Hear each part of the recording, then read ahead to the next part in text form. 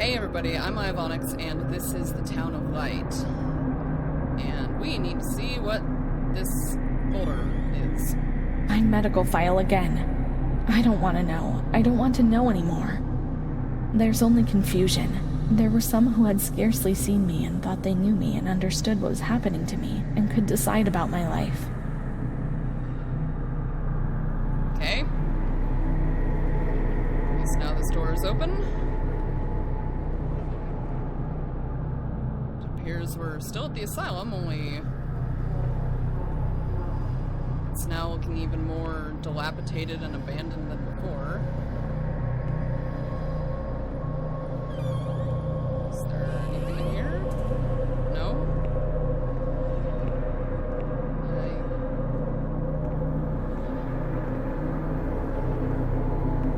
I think this is the wrong way.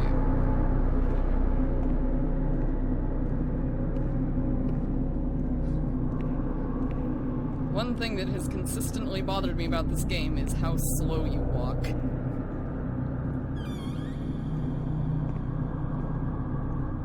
Alright, here we go. Over the pile of stones.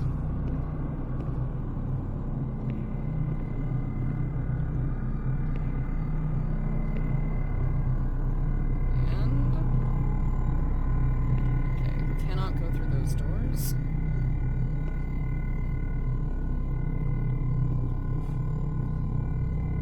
Gonna be a meandering labyrinth through the rubble, isn't it?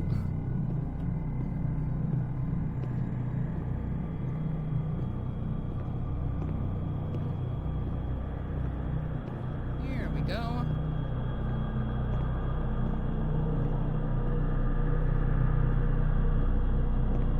Okay. I don't think I can go down there.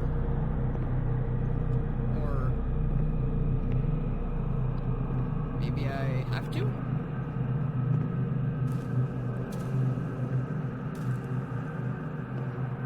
I'm probably through this door right here.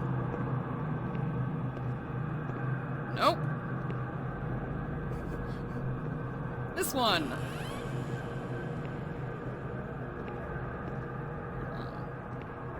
Is that a projector? Or a really old tape player. Okay. Once more, I feel like I'm on the edge of an abyss. What a horrible feeling. My paranoia is knocking urgently at the gates. Everything is booming, and in the end, I know they will enter and destroy me in a few moments. For a short while, I shall no longer be here, but in my personal hell, devoured by fear which will be directed violently towards the exterior. When you're not well, I mean in your head. When you're crazy, to cut a long story short, what am I? Well, that's that. I can no longer speak or move. I find it hard to swallow, I can't eat. Then it passes. I feel better like now, perhaps. Then I feel increasingly anxious. I can't sleep. I can't stop thoughts that come to me, one on top of the other, and I suffer from memory lapses. Yes, there are periods I don't remember anything about. I don't even know what it means. It began happening with my fiancé, and Bruno was there. They said I did certain things, you know. I'm too embarrassed to talk about them. But I think that's the reason I'm here, isn't it? But now I no longer do any of those things, right? Please send me home. I'm sure I'm okay, and I still want to go home. But nobody comes to visit me. Why? Do you know?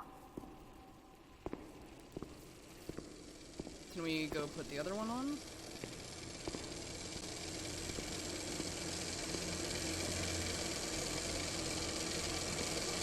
Or were they the same thing? 'Cause I can't select that one anymore. Well.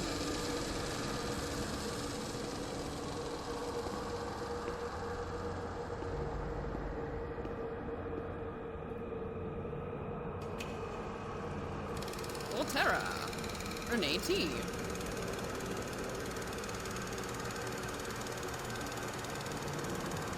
I guess that's Renee.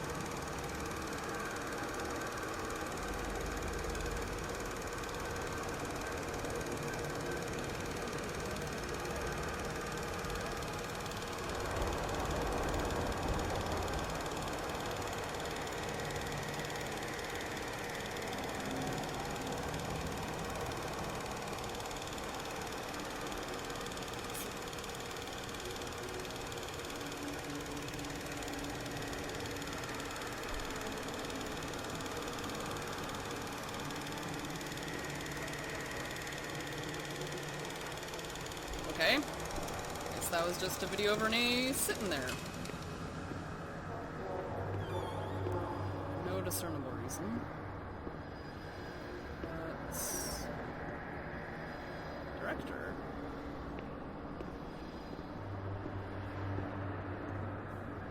It's like a phrenology, is that what it's called? Phrenology head. What's this? Telegramma. 28th August 1942. We hereby communicate the death of Ada T., mother of Renee T., a patient in your institution. No known relative. Sincerely yours, Onofrio P. I've nobody left in the world. Nobody at all. Solitude is very strange. It muffles everything, slows it down. It's an endless scream which doesn't emit any sound. A silent shout. I can't stop looking at myself. I will never leave this place. There's nobody for me out there. These walls have become my skin, and the wretched desperation within them is my soul without a voice. Here, nobody weeps anymore. How I would love to feel life, desperation, anger. I've stopped dreaming, daydreaming, maybe even thinking.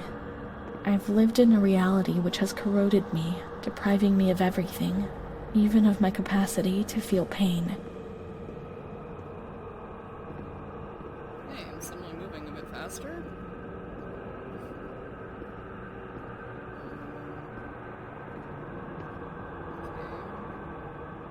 Doesn't look like that goes up very far. There we go. Down the stairs.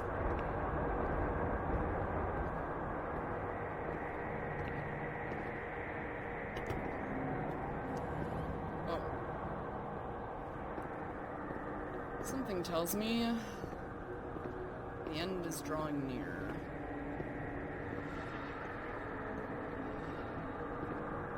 Doesn't look like there's anything there. Alright. Outside.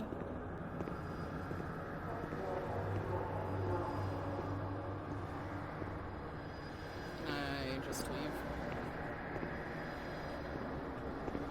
Probably not. These are the only doors I see over here, so... Up. 5th May, 1943. Renee's in a good state of health. She eats and speaks, is orientated in space and time. Therapy suspended. 3rd December. She asks, reasonably, if she can leave the hospital. Evaluate patient for 6 months. 2nd May, 1944. Discharge denied, despite favorable psychiatric opinion. The patient has no home or means of support. 4th May. The reasons why discharge is impossible are explained, and in this manner Renee learns of her mother's death 2 years after the fact. 5th May. During the night she tried to kill herself by hanging herself with a sheet, saved by the nurses. Restrained to her bed, she once more tries to kill herself by suffocation. It is decided to perform a transorbital lobotomy.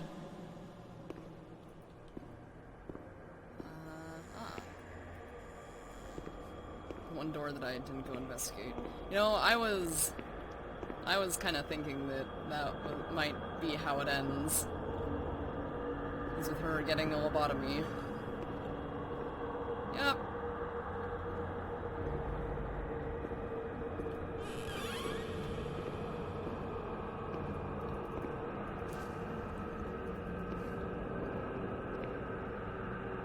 Yikes.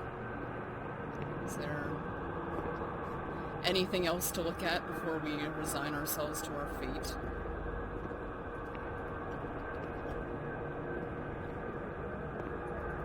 Nope.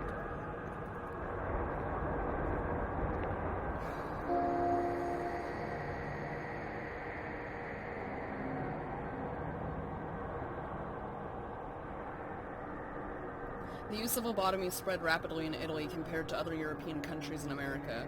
The original technique pioneered by A.E. Morris was perfected in 1937 by A. Fiamberti, who conceived the first form of transorbital lobotomy, later improved by Dr. W.J. Freeman. The operation involved gaining access to the frontal lobes of the brain by sawing through the bones of the orbit above the eyelids and made the lobes, damaging, I think that's what it's supposed to say, the lobes by means of alcohol or formaldehyde injection or by using a special instrument. Contrary to what was often thought, the patients did not always receive invalidating damage. Although this was often the case, Moniz was awarded the Nobel Prize for Medicine in 1949. This therapy gradually fell into disuse after the discovery of chlorpromazine in 1951.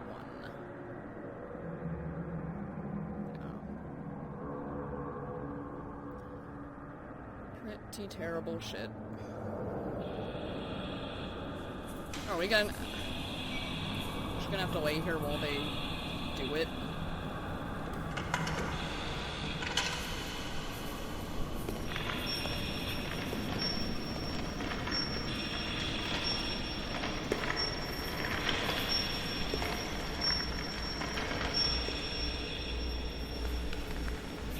Yep.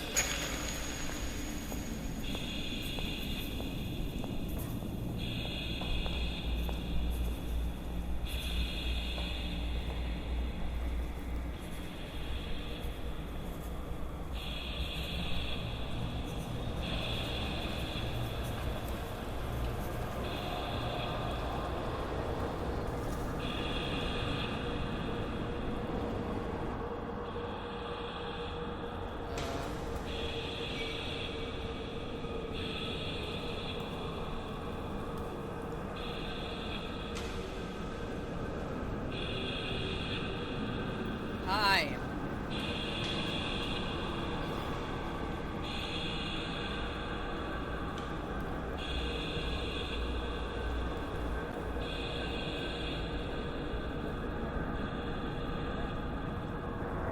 Now we gotta see it from the doctor's perspective, apparently.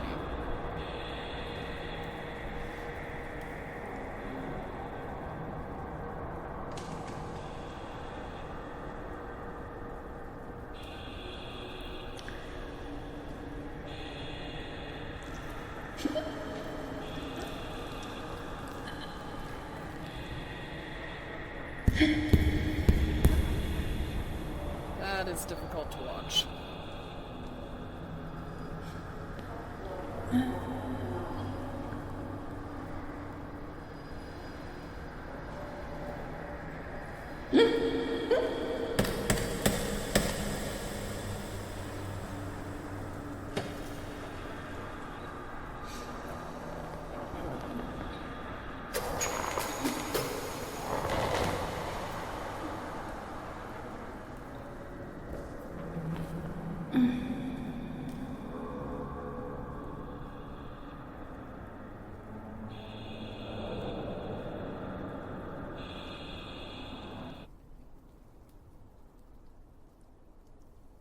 June 1944. I recognize that voice. Operation successful. Patient tranquil and collaborative. Motor coordination capacity reduced, but she's improving.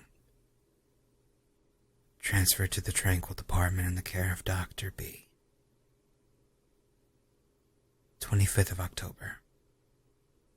Continues to talk about Amara and her doll, Charlotte. The disturbances of motor capacity show slight signs of improvement. Difficulty walking, not capable of riding, and the nurses report that they have to help her dress, wash, and feed herself. In the summer of 1944, Renee was transferred back into my department. Aware of little, indifferent, hardly ever spoke. One day, she said, "When I find the courage to look at myself in the mirror, I see a young face which is aged and looks at me full of fear. She is a woman now who has changed profoundly compared to the girl that I had under my care several years ago. Only the sadness of her gaze and her intelligence are unchanged. She's so young, just 23 years old, but is lacking all vitality. Perhaps her condition may improve, but probably not. Her life has been thrown away. did a thing to try to avoid this.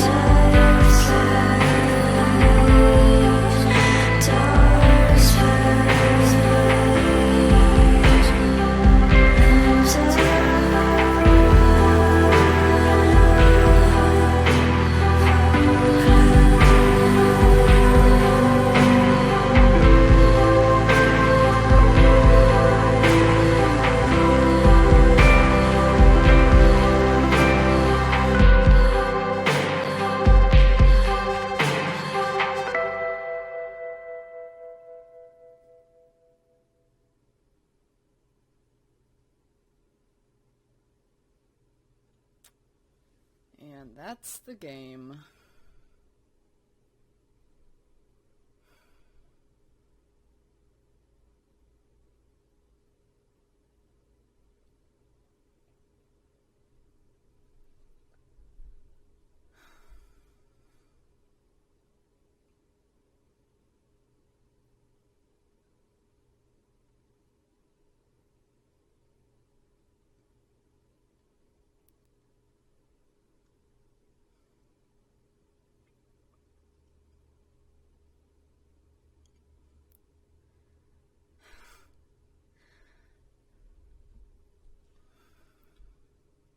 I guess I can say I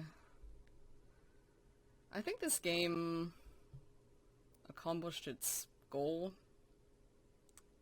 If its goal was, taking a look at the horrors of being a psychiatric patient in the early to mid 20th century. But I feel like on the narrative side of things, it kind of fell a little short. I mean, having played through it completely now, I'm almost left with the impression that the developers were, trying to include as many examples of, the abuses and mistreatment suffered by these patients in these asylums. They were trying to include as many examples of that as possible, but then in doing so, they kind of neglected to go back and make sure that all of those examples were really narratively relevant. I mean, like some things were, like plot points were introduced in a way that, makes you think this is something very big, this is something that's going to be very important to the overall story, the overall plot, but then after that introduction, it's never brought up again. It's just, that was it. And then other plot points, which, were a little recurring, never really reach resolution in a lot of places, I guess. As far as having just played through it one time, it feels like there are just some narrative shortcomings, and unfortunately that's kind of a detraction, for me at least. Anyway, I'm not going to ramble on anymore, any further, at least. So, that was The Town of Light.